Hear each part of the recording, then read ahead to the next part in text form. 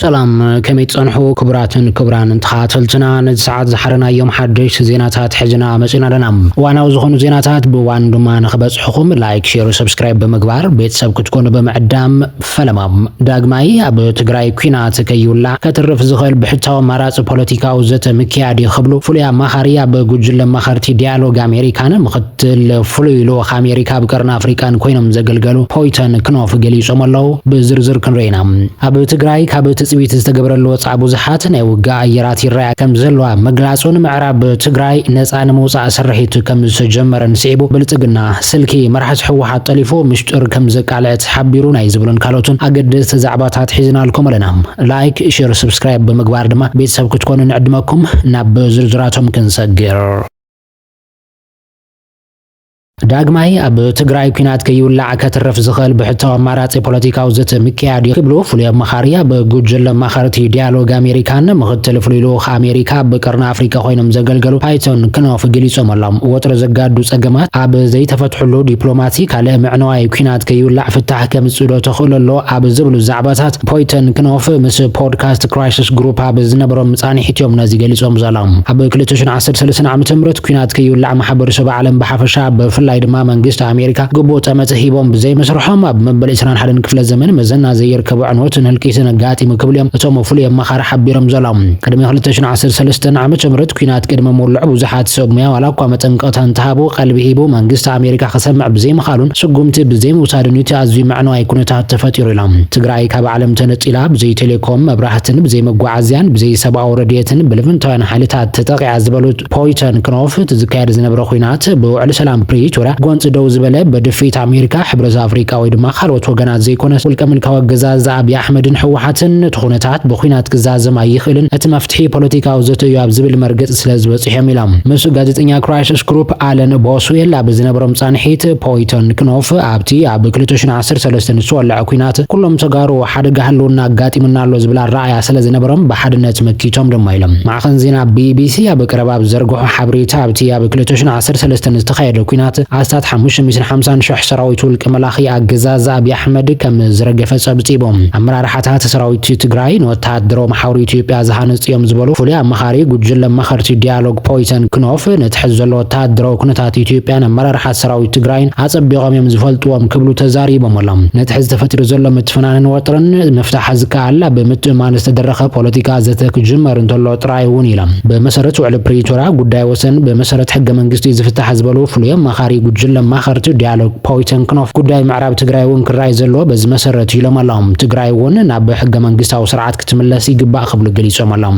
ኣብዚ ሕዚ እዋን ዝምድና ወይ ድማ ርክብ ትግራይን ፌደራላዊ መንግስትን ከምኡውን ርክብ ትግራይን ካልኦት ክልላትን ንጹር ኣይኮነን ዝበሉ ፖይተን ክኖፍ እዚ ድማ ካብቶም ነቲ ኩነታት ባሉታ ዝጸልውን ዘጋዱን ጥራይ ኢሎም ኣሎም። እዚ ኩነታት ግዳማውያን ሓይልታት ኢዶም ከእትዉ ጡጡሕ ባይታ ፈጢሩ ከም ዘሎ እውን ገሊጾም። ኣብ 2013 ዓ.ም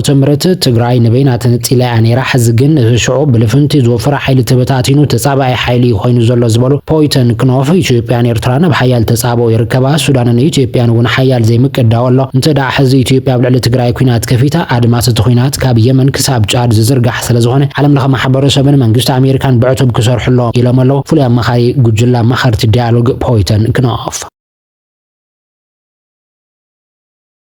ኣብ ትግራይ ካብ ትጽቢት ብዙሓት ወጻኢ ናይ ውግእ ነፈርቲ ይረኣያ ከም ዘለዋ ተገሊጹ ሎሚ ካብ ትግራይ ዝተረኸበ ሓበሬታ ከም ዘመልክቶ ኣብ ከባብታት ደቡብ ትግራይ ምንቅስቓስ ነፈርቲ ውግእ ከም ዘሎ ተሓቢሩ ኣሎም። እዚ ካብ ትማል ጀሚሩ ዝተቃልሐ ዜና ከም ዘመላኽቶ ኣብ መሬት ትግራይ ዝኾነ ደቡብ ትግራይ ምንቅስቓስ ናይ ውግእ ነፈርቲ ይረአ ከም ዘሎ እዩ ኣመልኪቱ ዘሎም። ካብ ትማል 4 ሰዓት ጀሚሩ ኣብ ከባቢ ደቡብ ትግራይ ምንቅስቓስ ነፈርቲ ውግእ ዝኾነ ሄሊኮፕተራት ከም ዘሎ ፍልፍላት ካብቲ ከባቢ ዝሓበሩ ኮይኖም ሎሚ እውን ሓንቲ ሄሊኮፕተር ካብ ኣንፈት ሰቆጣ ብሕጉም ብርዳ ናብ ኣላማጣን በሪ ተኽላይ እናተንቀሳቐሰት ትርከብ ሄሊኮፕተር መበገሲያ ዋንነታን ዕላማን ክሳብ ሕጂ ከም ዘይተፈልጠ ድማ ተሓቢሩ ኣሎም። እዚ ድማ ነበርቲ ተኸባቢ ሻቅሎት ከም ዝፈጠረ እናተገለጸ ኮይኑ ከም ዝፍለጥ ኣብ ከባቢ ቆቦ ዝነበረ ምንቅስቓስ ምክልኻል ሰራዊት ኢትዮጵያ ሎሚ ብዕጡቃት ፋኖ ይግደብ ምህላው ክቃልሕ ጸኒሑ ኣሎ። በዚ መሰረት እውን ኣብዚ ከባቢ ዝነበሩ ዕጡቃት ፋኖ ብሓይለት ከባቢ ክሳብ ወልድያን ወሎን ነፃ ከውፅኡ ከም ዝጀመሩን ዝተረኸበ ሓበሬታ ተመልኪቱ ኣሎ። ነዚ ስዒብ ድማ ተሎሚ ኣብ ሰማያት ደቡብ ትግራይ ተራእየን ዝበሃላ ዘሎ ኣየራት ነቲ ዕጡቕ ፋኖ ዓሪዶሙሉ ዝተባሃለሉ ቦታ ንምድብዳብ ዝዓለመ ምዃኑ እንዳተሓበረ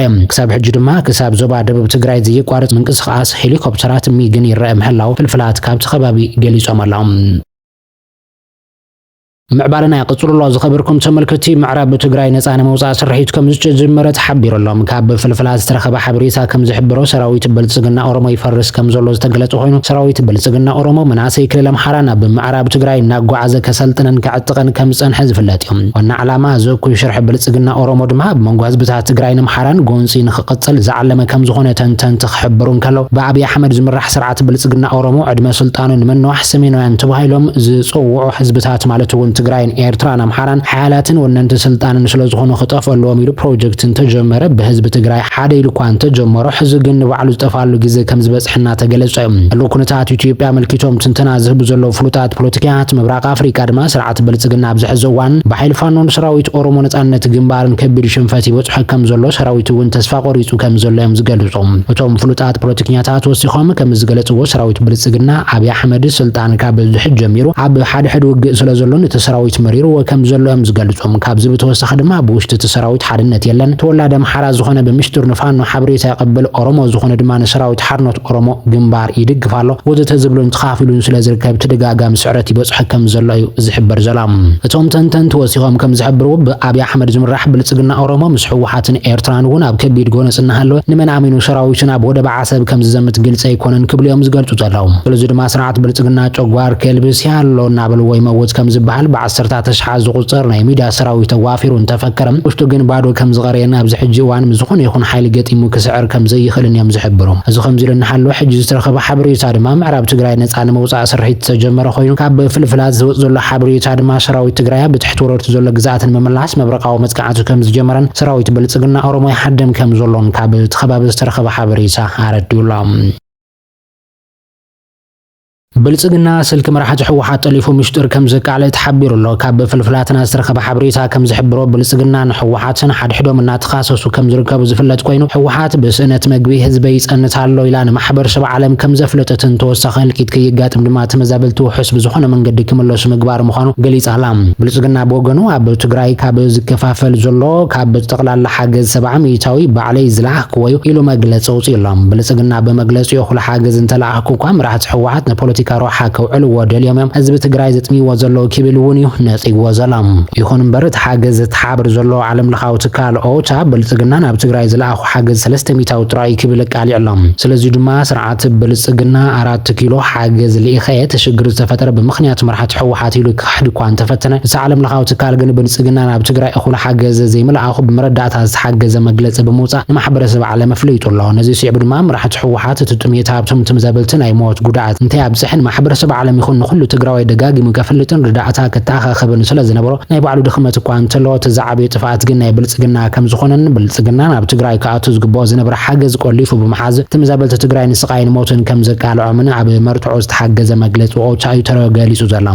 እዚ ዝተረዳ ብልጽግና ኦሮሞ ብልዕሊ ተመዛበልቲ ምዕራብ ትግራይ ዝፈጸሙ ግበን ንምሽፋን ሓዱሽ ኣጀንዳ ከም ዝለቀቀ ምሁራት ይገልጹ ኣለው እዚ ሓዱሽ ኣጀንዳ ድማ ንሞት ተመዛበልቲ ምኽንያት ዝኾነት ሕወሓት ያ ዝብል መረጋገጽ ዘውፃ ኮይኑ ናይ ድምጽ ዝርብ ከም ዝኾነን በመሰረት ካብ ብልጽግና ዕላው ዝተገብረ ሓበሬታት ናይ ስልክ ዝርብ ኣብ መንጎ ሓላፊ ፖሊት ቢሮ ሕወሓት ዝኾነ ተኽላይ ገብረ መድህን ኣብ መንጎ ሓደ ፍጹም ዝተባሃለ ምትሓብር ተመዛበልትን ከም ዝኾነ ቶም ምሁራት ገሊጾም ኣለው እዚ ተጠሊፉ ዝተባሃለ ድምጽ ተኸፈልቲ ብልጽግና ዝኾነ ሚድያታት እናጸብጸብኦ ዝርከባ እንትኾና ብዛዕባ ሓቅነት ናይ ተጠሊፉ ዝበሃል ዘሎ ድምጽ ግን ምርጋጽ ከም ዘይተኻለ እዩ ዝሕበር ዘላ ስለዚ ድማ እዚ ተጠሊፉ ዝበሃል ዘሎ ድምጽ ብልጽግና ኾነ ኢሉ ፈጠሮ ኣጀንዳ ድዩ ወይስ ብትኽክል ተዘርብ ተፈጺሙ ዝብል ንቕድሚት ዝመለስ ሕቶ ኮይኑላ